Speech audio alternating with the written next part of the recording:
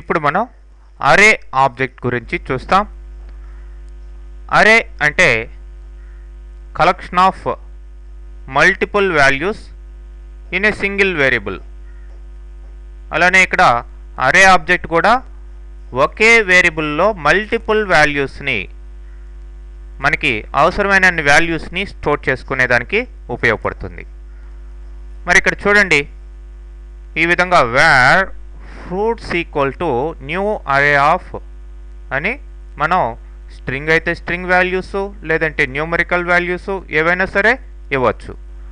మొత్తానికి ఇక్కడ 3 స్ట్రింగ్ వాల్యూస్ని ఇక్కడ స్టోర్ చేసుకోండి.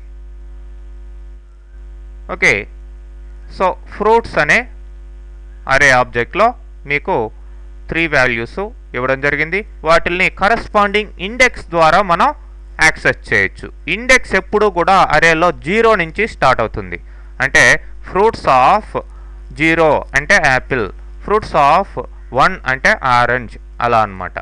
మరి మనం ఎగ్జాంపుల్ ద్వారా అరేలో ఉన్న ప్రాపర్టీస్ని, నెక్స్ట్ దాంట్లో ఉన్న నెంబర్ ఆఫ్ మెథడ్స్ని ఒక ఎగ్జాంపుల్లో చూసినట్లయితే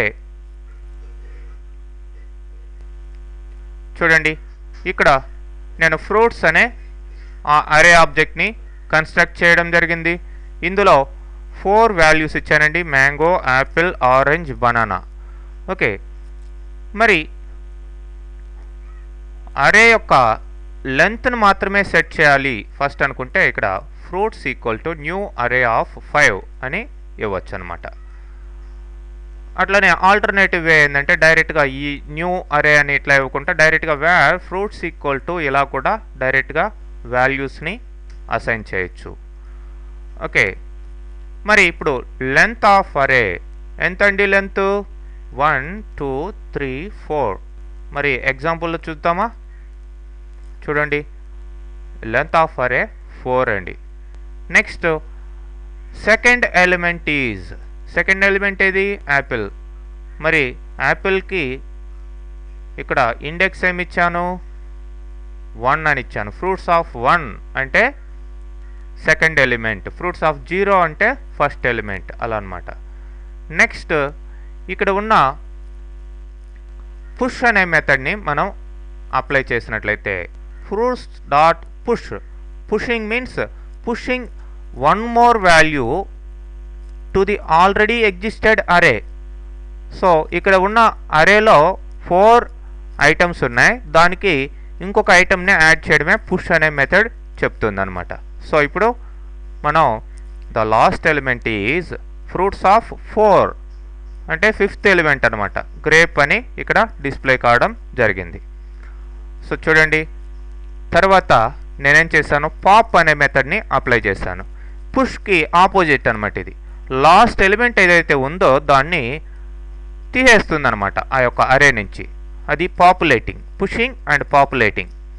ఓకే, సో ఇక్కడ పాప్ ద్వారా గ్రేప్ అనేది ఆ అరే నుంచి రిమూవ్ అయిపోతుంది. రిమూవ్ అయిన తర్వాత టోటల్ ఎలిమెంట్స్ని మనం చూసినట్లయితే అరేలో ఉన్న ఎలిమెంట్స్ని ఇక్కడ ఫర్ లూప్ ద్వారా నేను ఆ ఎలిమెంట్స్ని డిస్ప్లే చేస్తున్నాను.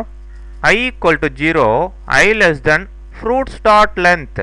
0 నుంచి లెంత్ ఎంత అండి? 4. లెస్ దెన్ 4 అంటే 0 నుంచి 3 వరకు I వాల్యూ ఇంక్రిమెంట్ అవుతూ ఉంటుంది, I++. So fruits of 0, fruits of 1 అట్లా 4 ఎలిమెంట్స్ కూడా డిస్ప్లే కావడం జరిగింది ఈ విధంగా. నెక్స్ట్ నేను ఫ్రూట్స్ డాట్ సార్ట్ అనే మెథడ్ని అప్లై చేశాను. సార్ట్ అంటే sorting the elements in the ascending order by default. Okay, ascending ఆర్డర్లో దాంట్లో ఉన్న వాల్యూస్ని సార్ట్ చేస్తుంది అనమాట. సో ఫస్ట్ ఇక్కడ మ్యాంగో ఉంది, తర్వాత యాపిల్ ఉంది, తర్వాత ఆరెంజ్ ఉంది, బనానా ఉంది. మరి సార్ట్ చేస్తే ఆల్ఫాబెటికల్ ఆర్డర్ ప్రకారం యాపిల్ ఫస్ట్ రావడం జరిగింది, తర్వాత బనానా, తర్వాత మ్యాంగో, తర్వాత ఆరెంజ్. ఇట్లా సార్ట్ చేసిన తర్వాత వాల్యూస్ని మనం ఫర్ లూప్ ద్వారా డిస్ప్లే చేసాం. మరి రివర్స్ అనే మెథడ్ ఉందండి. ఈ రివర్స్ ద్వారా దాంట్లో ఉన్న వాల్యూస్ రివర్స్ ఆర్డర్లో స్టోర్ కావడం జరుగుతుంది.